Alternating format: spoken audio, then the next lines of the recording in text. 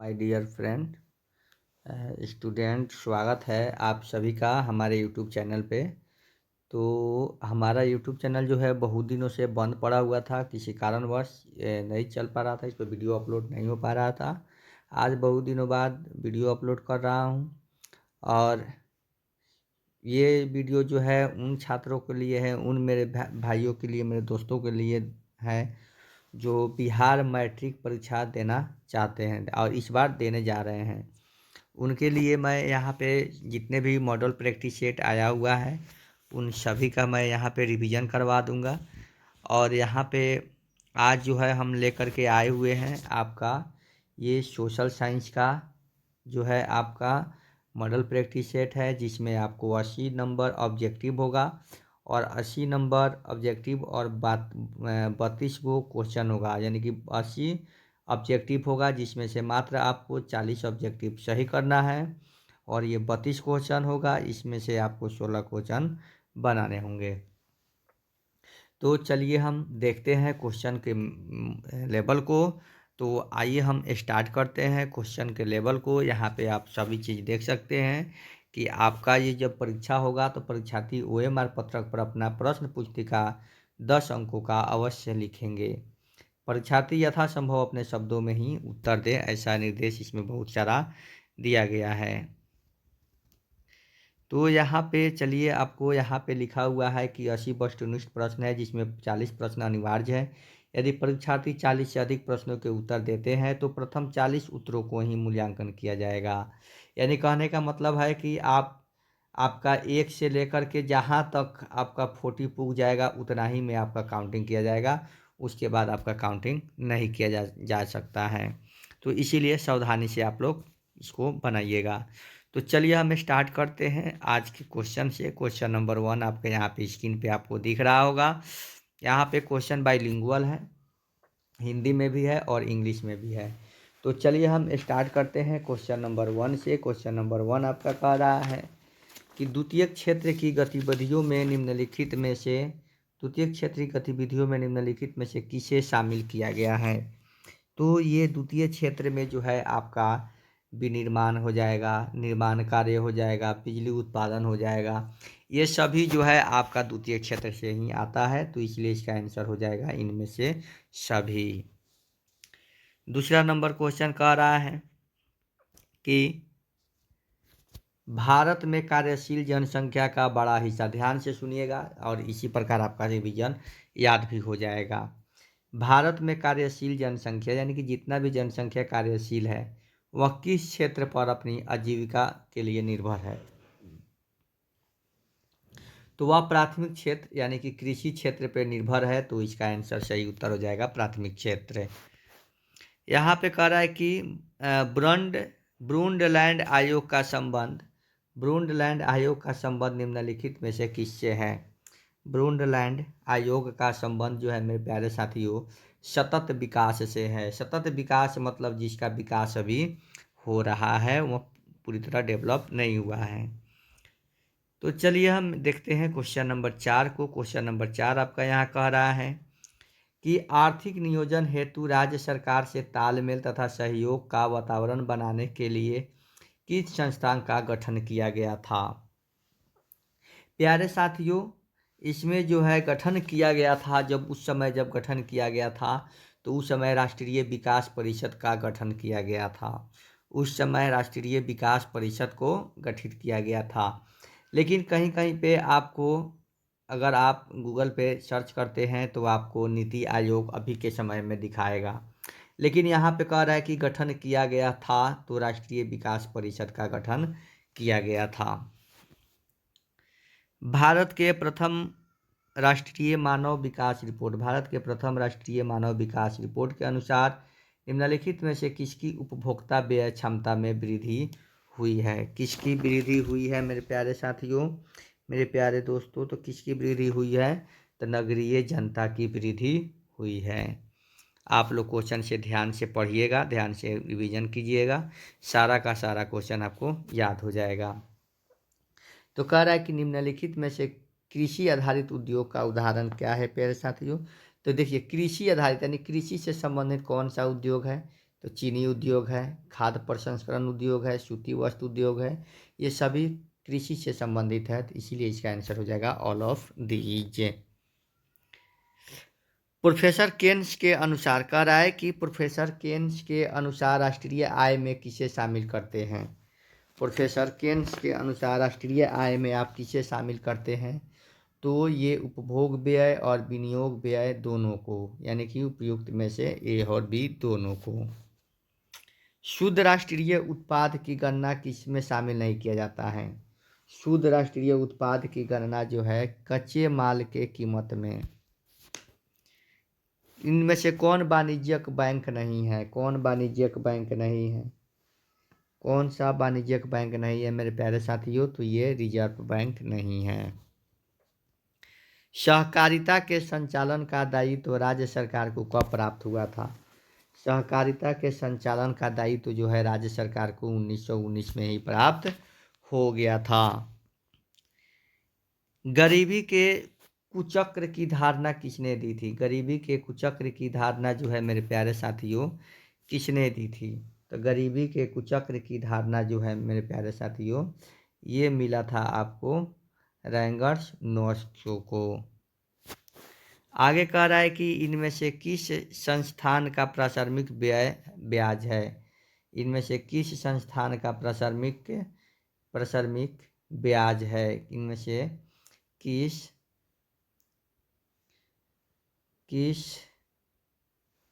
संसाधन का प्राथमिक ब्याज है, तो ये है आपका पूंजी। केंद्रीय सहकारी बैंक किस स्तर पर कार्य करता है। केंद्रीय सहकारी बैंक जो है ये जिला स्तर पर कार्य करता है मेरे प्यारे मित्रों भाइयों। तो चलिए आप अच्छे तरह से इसको रिवीजन कीजिएगा और 40 में 40 नंबर आप पक्का लेकर के आइएगा। तो चलिए देखते हैं मानव विश्व व्यापार संगठन, भारत विश्व व्यापार संगठन यानी कि WTO, क्या WTO की स्थापना कब हुई थी। WTO की स्थापना जो है मेरे प्यारे साथियों 1995 में हुई थी। राष्ट्रीय फोरम के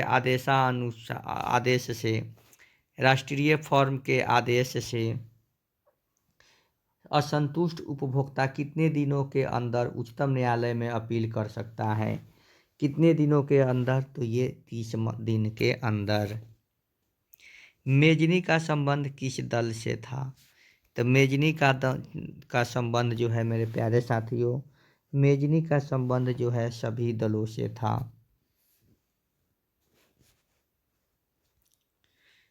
कालसवाद आदेश किसने जारी किया था। कालसवाद आदेश किसने जारी किया था, तो ये किया था मेटरनिख ने। साम्यवादी शासन पहली बार कहाँ अपनाया गया था।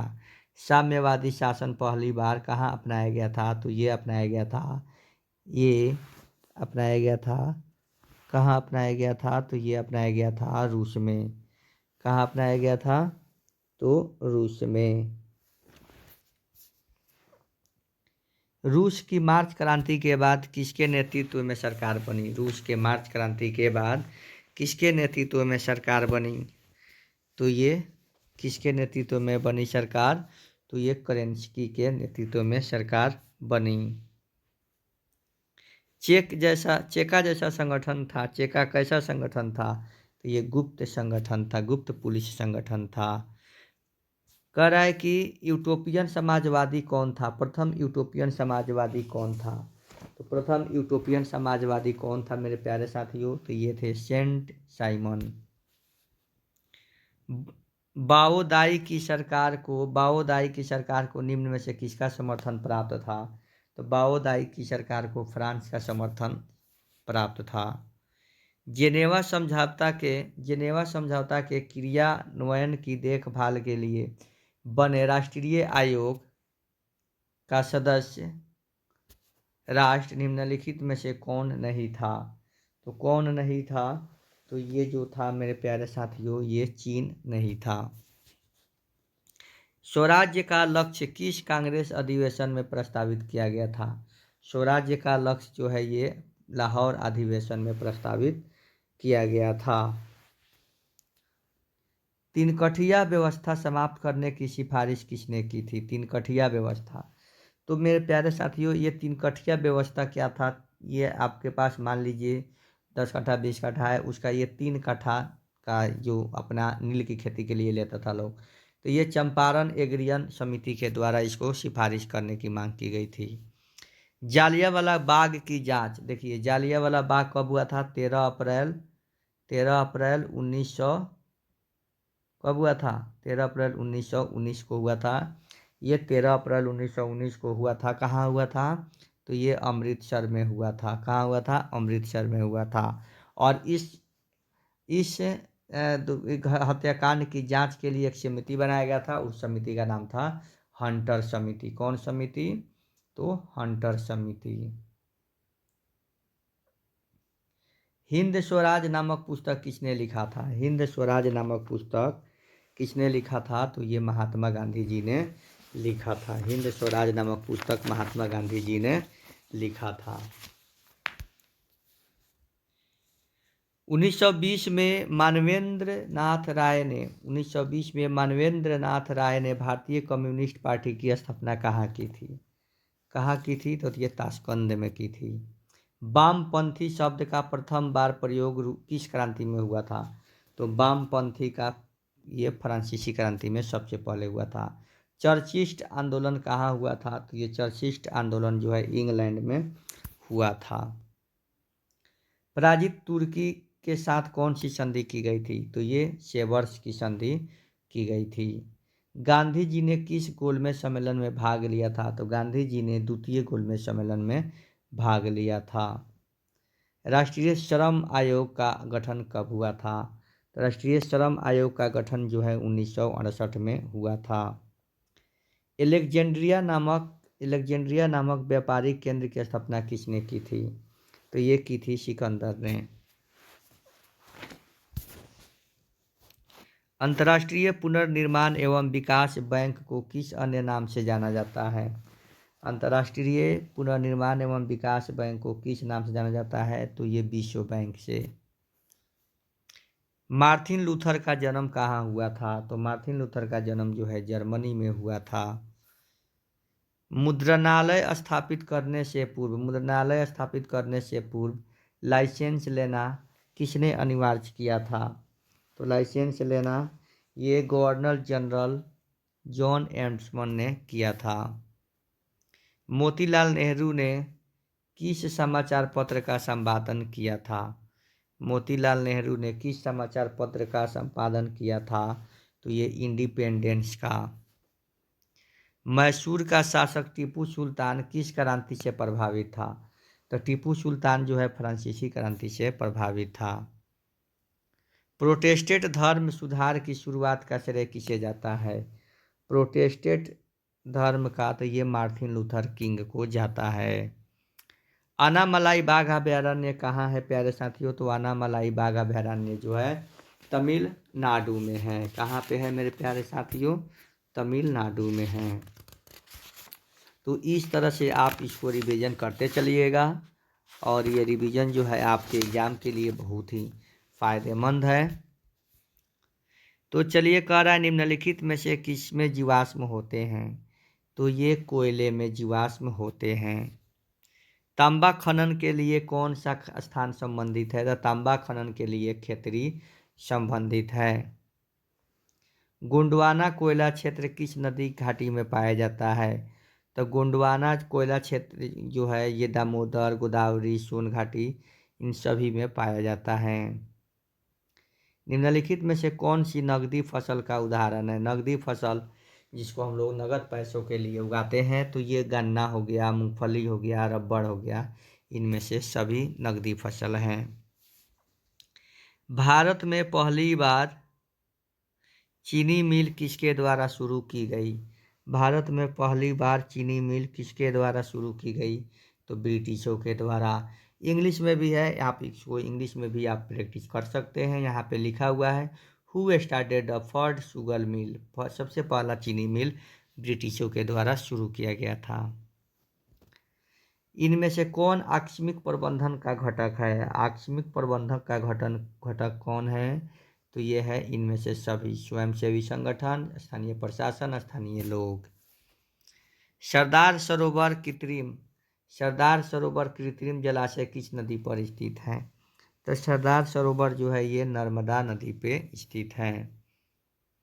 निम्नलिखित में से कौन सा मानव जनित आपदा है? मानव से उत्पन्न आपदा कौन सा है मेरे प्यारे साथियों? तो ये सांप्रदायिक दंगे हैं। भूकंप प्रभावित क्षेत्रों में भवनों की आकृति कैसी होनी चाहिए? भूकंप प्रभावित क्षेत्रों में भवनों की आकृति जो है ऐसे आयताकार होनी चाहिए। कांडला विशेष आर्थिक क्षेत्र कहाँ स्थित है मेरे प्यारे साथियों? तो कांडला विशेष आर्थिक क्षेत्र जो है ये गुजरात में स्थित है। भारतीय डाक विभाग की स्थापना कब हुई थी मेरे प्यारे साथियों? तो भारतीय डाक विभाग की स्थापना जो है कब हुई थी? तो 1954 ईस्वी में, सॉरी 1854 ईस्वी में हुई थी। भारत में ग्रैंड ट्रंक रोड की कुल लंबाई कितनी है? भारत में ग्रैंड ट्रंक रोड की कुल लंबाई जो है 2320 किलोमीटर है। और ये ग्रैंड ट्रंक रोड को किसने बनवाया था? शेरशाह सूरी ने बनवाया था। भारत में बिजली उत्पादन में निम्नलिखित में से किसकी हिस्सेदारी सर्वाधिक है? तो सबसे ज़्यादा बिजली उत्पादन करता है ताप विद्युत से। क्या होता है? ताप विद्युत।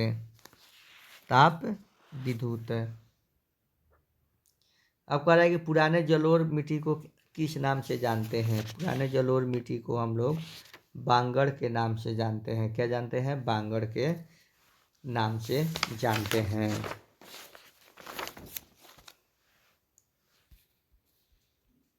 अब कह रहा है कि भारत में तांबा गलाने का पहला कारखाना कहाँ स्थापित किया गया था? तो तांबा गलाने का पहला जो है ये घाटशिला में स्थापित किया गया था। काजू की खेती के लिए कौन सी मृदा उपयुक्त है? तो काजू की खेती के लिए आपको लेटेराइट मृदा उपलब्ध है। प्रसिद्ध सिंदरी उर्वरक संयंत्र कहाँ स्थित है? प्रसिद्ध सिंदरी उर्वरक ये जो है झारखंड में है। भद्रावती इस्पात कारखाने में लौह अयस्क कहाँ से प्राप्त होता है? भद्रावती इस्पात कारखाने में लौह अयस्क कहाँ से प्राप्त होता है?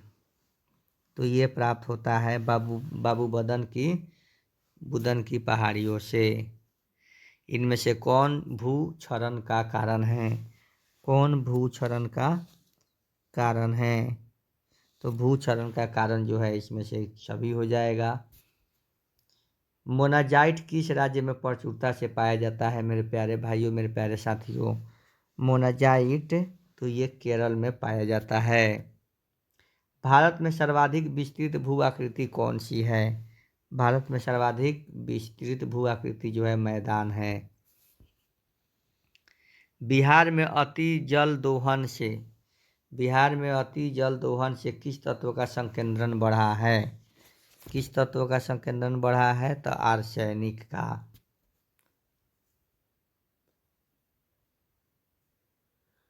कांवर झील कहाँ स्थित है मेरे प्यारे साथियों? तो कांवर झील बिहार के बेगूसराय जिले में स्थित है। भारत में मैंग्रोव्स मुख्यतः कहाँ पाया जाता है? भारत में मैंग्रोव्स जो है मुख्यतः सुंदरबन में पाया जाता है। किस खनिज को उद्योगों की जननी कहा गया है? कह रहा है किस खनिज को उद्योगों की जननी कहा गया है मेरे प्यारे साथियों? तो लौह अयस्क को। पूर्वोत्तर रेलवे का मुख्यालय कहाँ है मेरे प्यारे साथियों? तो गोरखपुर। पूर्वोत्तर रेलवे का मुख्यालय कहाँ है? तो गोरखपुर। बिहार के किस जिले में नहरों का सर्वाधिक सिंचाई होता है? बिहार के किस जिले में नहरों से सर्वाधिक सिंचाई होता है? तो ये होता है रोहतास। पंचायत समिति का कार्यकाल कितने वर्ष का होता है मेरे प्यारे दोस्तों? तो पंचायत समिति का कार्यकाल 5 वर्षों का होता है। नगर निकायों का संबंध किस संवैधानिक संशोधन से होता है? नगर निकायों का संवैधानिक संशोधन किस संवैधानिक संशोधन से होता है? नगर निकायों का तो ये होता है 74वें। समवर्ती सूची पर किसे कानून बनाने का अधिकार होता है? समवर्ती सूची पर आपको राज्य सरकार और केंद्र सरकार दोनों को होता है। ग्राम पंचायत में निम्नलिखित में से किसके लिए स्थान आरक्षित है? देखिए, ग्राम पंचायत में अनुसूचित जाति जनजाति के लिए भी है, पिछड़ा वर्ग के लिए भी है, महिला के लिए भी है, तो इनमें से सभी के लिए। निम्नलिखित में से कौन सा एक केंद्र शासित प्रदेश है? तो केंद्र शासित प्रदेश सब कोई जानता है कि जम्मू कश्मीर है। पंचायत समिति का प्रधान कौन होता है? तो पंचायत समिति का जो प्रधान होता है वह प्रमुख होता है। नेपाल में लोकतंत्र की वापसी कब हुई? तो नेपाल में लोकतंत्र की वापसी जो है 2006 में हुई। कितनी जनसंख्या पर जिला परिषद का गठन होता है? तो ये जो हो जाएगा 50,000 की जनसंख्या पर एक जिला परिषद का गठन होता है। नगर निगम का कार्यपालक पदाधिकारी कौन होता है? तो नगर निगम का कार्यपालक पदाधिकारी जो होता है वह नगर आयुक्त होता है। लोकतंत्र का प्राण किसे कहा जाता है?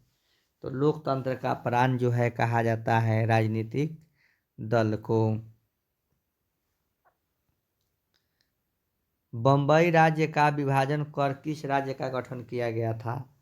तो बम्बई राज्य का विभाजन कर गुजरात और महाराष्ट्र दोनों को बनाया गया था। यूरोपीय संघ का मुख्यालय कहाँ है? तो यूरोपियन संघ का मुख्यालय जो है ब्रुसेल्स है। कहाँ है? ब्रुसेल्स है। यूरोपियन संघ का मुख्यालय ब्रुसेल्स है। और इसी प्रकार ये 80 क्वेश्चन जो था आपका ऑब्जेक्टिव ये समाप्त हुआ। तो इस तरह से आप लोग इसको रिवीजन करते चलिएगा और रिवीजन करने के उपरांत एक बार फिर से वीडियो को देख लीजिएगा या आपके पास मॉडल प्रैक्टिस सेट होगा उसको ओपन करके एक बार देख लीजिएगा। तो चलिए, आपका ऑब्जेक्टिव समाप्त हुआ। मिलते हैं अगले वीडियो में अगले सब्जेक्ट के साथ। तब तक के लिए जय हिंद,